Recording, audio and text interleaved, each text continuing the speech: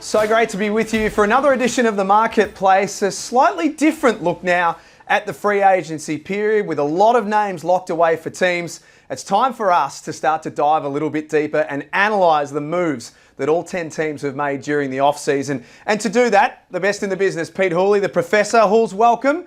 Familiar set for us here, but it's time to start to have, as we say, a closer look at what the teams have done. Yeah, exciting to be here. And you're right, the big dominoes have fallen. So now teams are trying to pick up the pieces. And what do you want to put around those big signings you've got, the stars, trying to figure out this puzzle piece to try and go and win a title. So it's exciting. Some teams slower than others. Yeah. Some teams like Melbourne United were very quiet and they just loaded up in a week or so. These conversations happen for months on end beforehand, but once the big dominoes fall, which we've seen, now it's about putting the rest of the puzzle piece together. What's grabbed you so much from the period so far? Of all of the moves that have been made, anything that's really jumped out at you? Well, the Will McDowell-White one was the big one, because once that is done and he went to New Zealand and chose to pick New Zealand, everyone else that went chips in for him now has to figure out, okay, what was our backup plan? Where do we want to go from here? We didn't get Will McDowell-White, he's going back to New Zealand. Who's our backup piece, but we still need a superstar in that. And we'll get to talking a little bit about those teams. And New Zealand, another one we haven't heard a lot from going forward. But it's an exciting time because there's still so much left to play out. And interesting as well, I mean, the next thing for teams beyond this will be to start to focus on Summer League and imports and whatnot. And I think the league has shown in the last 5 to 7 years that big imports can come to this league and thrive. So the depth charts that we're about to have a look at are going to look very different and with some bigger star power by the end of it. Yeah, exactly right, because those imports you talk about, they go over to coaches and the GMs go over to Summer League. They find those diamonds that are potentially rolling around in the United States. And again, it's a bit of a risk because not every import comes into the NBL and dominates in their first year. It took Ray John Tucker a little bit to get going. They found him at Summer League last year, and he's another name still out there if a team wants to get another elite import. So can't wait for Summer League to roll around, but there's still plenty to play out right now. By popular demand, we are going to start with the Perth Wildcats because the Red Army have been very, very vocal during free agency. So let's start with Perth. And obviously, when we look at the depth chart, any team that has Bryce Cotton is a pretty good starting point. But now they've just added Keanu Pinder. Yeah, huge. I mean, probably the best 1-2 punch we're going to see next year. Other teams are going to compete, but two guys who have now solidified themselves. Bryce is a superstar for so long, but Keanu Pinder, the new Keanu Pinder, is one of the best players in the league. Excited to see how that works. With Mitch McCarron and Todd Blanchfield moving on, it opens up a lot. And I think a lot of Perth people, a lot of Red Army thinking, what happens now? Like, we've got no team. They re-signed Ty Webster. We know Corey Webster's there. What happens with Corey Webster, I think, is an interesting one. Yeah, I'm interested to get your thoughts on this. We just saw on the depth chart where you've got Corey. How do the Websters coexist? We saw it last year. At times, to be honest, it looked a little clunky. Well, he's a shooting guard. I mean, Corey Webster, he's a combo guard. He can do a whole lot. He played his best basketball when he was starting for the Wildcats last year. That's when John really went to that small rotation, threw him in the starting lineup, averaged nearly 20 a game throughout that second part of the season. Do they want to throw him in at that 3 spot alongside Bryce? Ty Webster's a starting point guard quality. That'll be interesting to see. They were a team that wanted to get Will McDowell-White. They were going to go chips in for Will McDowell-White. They didn't get that signature. Ty Webster, I think, is due to have a massive season, fully healthy, a full season ahead in NBL 24. I still think they're trying to find that other piece to throw on the wing. They need some other bigs to complement Keanu Pinder. I think they need some outside shooting in that power forward spot as well. So that's an interesting thing of what they do. Corey Webster, I think, has the potential to be a sixth man of the year eventually. We know he's getting a little older, but what we saw at the end of last season, you're kind of thinking he'd be tough to lose his starting spot. So Keanu Pinder locked away, as we mentioned. Not much else outside of that. Nothing at the 4 spot at this stage and nothing from a backup point of view. Is that their biggest priority, do you think, Perth? Because at the moment, they don't really look big enough, do they? Well, they don't. And last year, so they're the second worst rebounding differential team last year in the league. -5 per game across the course of the season. The only other team worse than that was the Hawks, -5.3. It was a massive issue. We spoke about it on commentary, everybody analysing the Perth Wildcats. And yes, you can't take it too deep when just looking at raw numbers, but just how poor they were in big games on the glass. They need to find a way to help Keanu Pinder rebound. Bryce Cotton led a couple games as a guard, as a rebounder. He's an elite one. Ty Webster will do the same, but they really need to solidify that spot and really help get the glass rolling. There's been a focus on getting Western Australian talent back to Perth, which I quite like. I think that's a really nice strategy for WA basketball. But no Todd Blanchfield, no Majuk, I should say, at this stage. No Mitch Norton, as you mentioned. It's going to have a very different feel to the way Perth will play this year, do you think? Well, it is, because I know a lot of Red Army, when Kyle Bowen got announced for Melbourne United, they say they lost a local. Luke Travers has gone there as well. But it will, and I kind of like the idea of that fresh start for the Perth Wildcats. And you're always going to have Bryce Cottons. You're always going to be in the mix. It's how do you compliment him? You've got Keanu Pinder. That's probably the best compliment you can give Bryce Cotton when you look around other locals in Australia. So I think they're off to a really good start. What they do now is going to be really crucial. Well, I'll ask you this question about every team. Number one priority for Perth is? Power forward.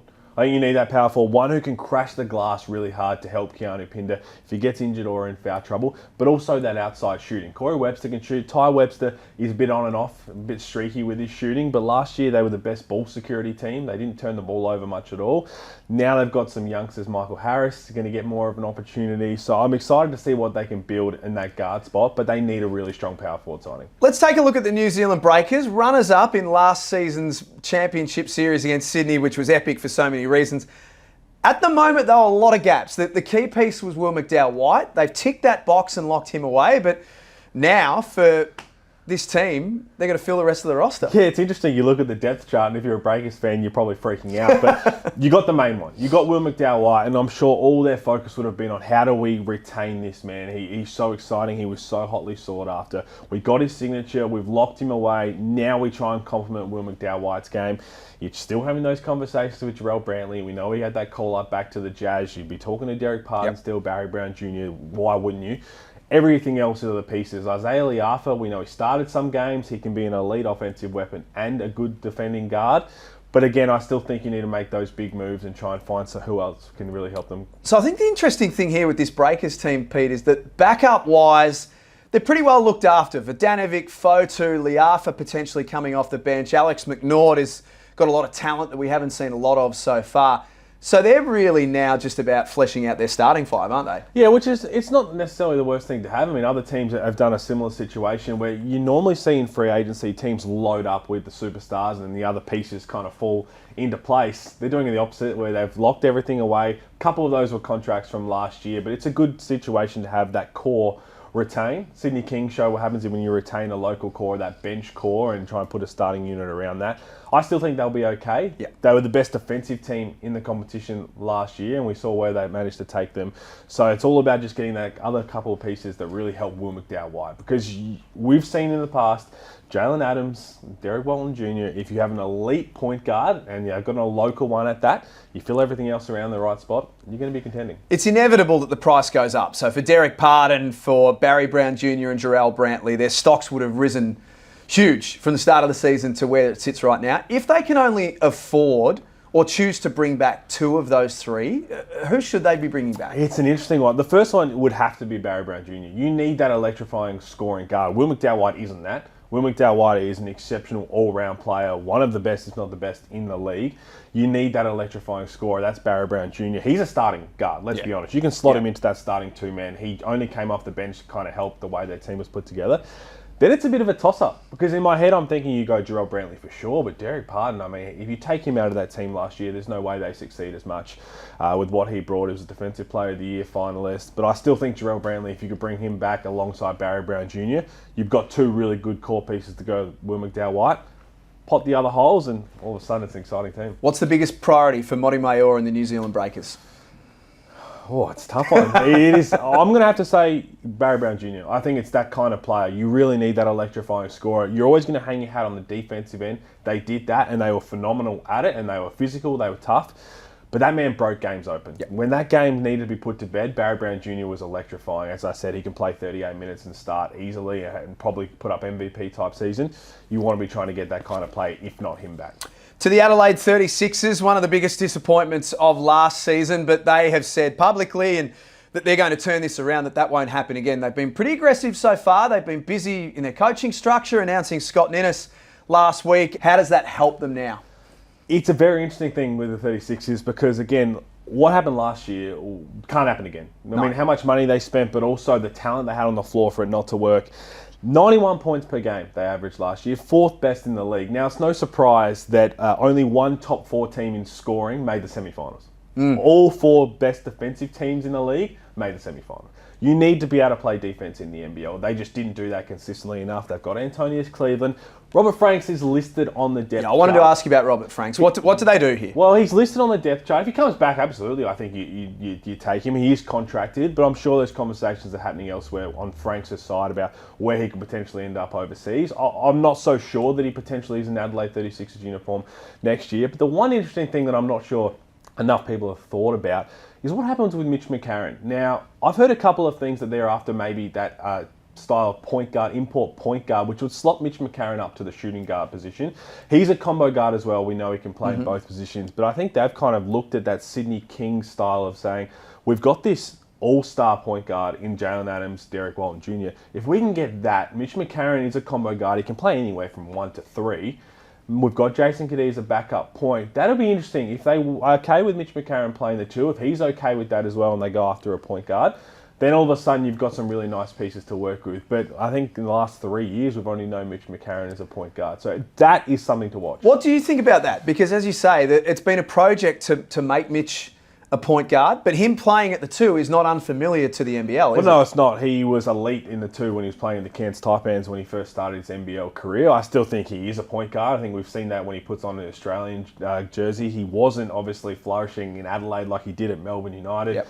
There's no surprise about that, but I still think it's an interesting take to be able to go to him and ask him to go to the 2 if that's what they want to do. I think he'll do it. I'm sure he's capable of doing it. I still think he is a point guard. You could either slot a combo guard around him. But again, they've got some pieces to juggle with. If you want to keep him as a point guard, you go and get a scoring 2 like a Barry Brown Jr. to go with Antonius Cleveland. There's enough to work with. Not every team has the luxury of a combo guard like Mitch McCarron. And also, as we saw there, they've got Jason Kidd, they've got Nick Marshall, they've got Sunday Detch. So there's depth in the guard rotation. Well, there is. That's the one thing. Nick Marshall's going to get a lot more playing time next year and well-deserved. And I think that's the main reason why they didn't re-sign Anthony Drimmick. Because I think everybody was thinking why Drimmick was one of the best, most consistent players for Adelaide last year. And why are they letting him go?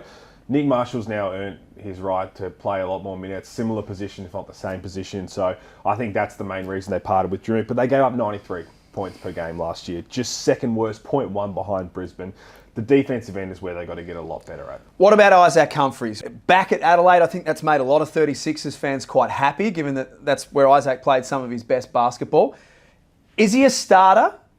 Or is he coming off the bench, and do they prioritise a big man at the 5 spot as an import? Well, it's interesting with Daniel Johnson now because of Isaac Humphries. You think that means the end of Daniel Johnson's time in Adelaide, and a lot of people were considering that could be a possibility. Another one of those high-risk, high-reward things with Isaac Humphries, and that just comes down to his health. If he stays healthy, leading shot blocker in the league, he can be a dominant force. We saw what he did alongside Josh Giddey. We saw it in small amounts at Melbourne United when he was healthy. If he stays healthy, he's going to be another dominant force on the defensive end. We know he can fill it up offensively. It's just that big if, and you think more recently, how they gone with that big high-risk, high-reward. They did Cam Bairstow. They took Cam Bairstow on when nobody wanted Cam Bairstow, high risk, high reward. And when Cam Bairstow was healthy out there, he was unbelievable for Adelaide, got hurt late in the season. So I think it's a great signing for them, and it's going to help them put pieces around. They have the opportunity to start him. I think they'll try and do that. But if he wants to come off the bench, if they find that high-scoring import 5, then you can look at that as well. But again, that decision will come with what happens to Robert Franks. So Adelaide they're a bit of a tricky one because of the Robert Franks situation, and we don't know. So what's their biggest priority? It might be a hard one for you to know, given that we don't know what's happening with Franks. It is a hard one because I think Adelaide will be waiting to see as well. And he's contracted right now. You look at the depth chart, you think, okay, Robert Franks is coming back. Antonius Cleveland's already verbally committed, and I think Robert Franks has as well, but those conversations happening behind the scenes. So I think they're looking at some sort of guard, and if you're happy to go with Mitch McCarron and trying to figure out what can we slot alongside Mitch McCarron maybe to play the point guard role. Remember last year, they didn't have that real backup point guard. When they needed somebody to handle the rock, it was either Antonius Cleveland or Sunday Detch. Now they've almost got too many options, which is a good thing to have, so I think that's something they might be looking at. Next up, we take a look at the Sydney Kings and also the Illawarra Hawks, who have been very, very busy during this off-season. Halls, wonderful work by you, and we'll see you again shortly. Thanks for having me. Thanks for joining us on The Marketplace, and of course, right throughout free agency, you can stay up to date with the NBL on social media and nbl.com.au. Until next time, thanks for being with us.